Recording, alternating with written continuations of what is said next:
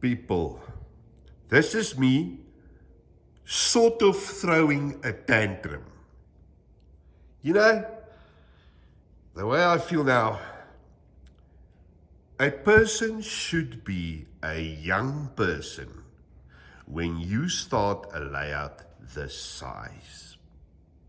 It might just be me, but at 56 years old, this is hard work. You know, so it's 8 o'clock. I'm going to have a shower now and going on. I am now tired. My body is sore. I'm still not over my flu, but at least I've done something. So, it's done, corner, and I started this side. So there's only 3 more plates here, and then I'm done. But I'm going to do that tomorrow, because you see that ladder there? Yeah, I see that ladder. That is my biggest enemy. I'm not a small guy. You know, I weigh 110 kgs. Up and down that ladder the whole day, I think probably 300 times today. Up and down and measure and up and down and cut. Check what my place looks like. It looks like 4 days before the creation. But, okay, rant over. I didn't sleep last night because the brand ring here, I didn't do it on the other side. So it was a bit flimsy. We pushed stuff in at the back, but it wasn't the way to do it. So here with the brand ring, this was much easier. And remember I said to you in the previous video that that gap that I had there was a problem, because on the other side, we actually cut the boards out to go around the uprights there. So the board was flush with the corrugated sheet. This actually worked out better in the end now, because what I could do was these 2x4s just made it through. So there at the bottom, I nailed their butts right to the angle line. So you would be able to lift up this whole room by just this brand ring. Yeah, so that worked out well. I'm very chuffed with that.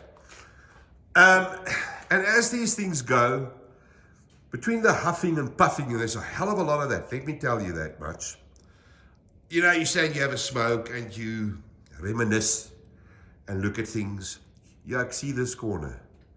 That corner, I'm going to do my signature for the layout.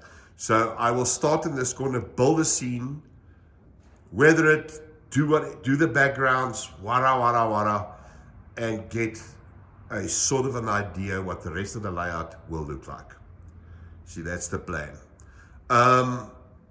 Also, as soon as I'm done here, I'm going to paint it all white. Look, it doesn't have to be perfect white. It just has to be enough that this brown background doesn't go through the decoupage paper, because I'm going to decoupage this whole room.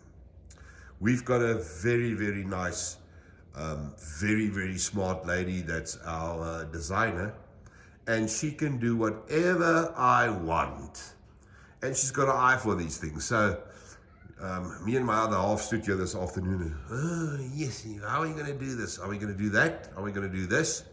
But we'll get to a plan. But I think I'm going to start in this corner, see how it pans out, how the colors come through, and then we'll do it like that. Nice thing with the decoupage is you can do it upright on the wall like that and not have the problem with the normal backgrounds where this thing never sleeps, where they fold up and fall off and, you know, make wrinkles and stuff like that. So dudes, let's just walk over a bit here and then we can look back.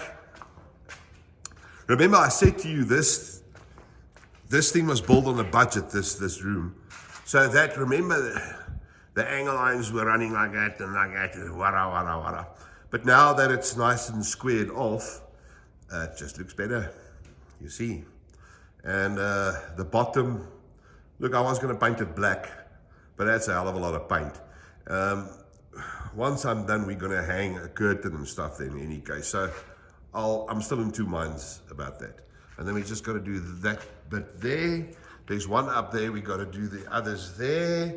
And then we can start. Biggest problem now is I need to decide what I'm going to do here. Because the right way to do it is to do the whole background right all the way down and be done with it. Otherwise, you're going to sit on your tracks.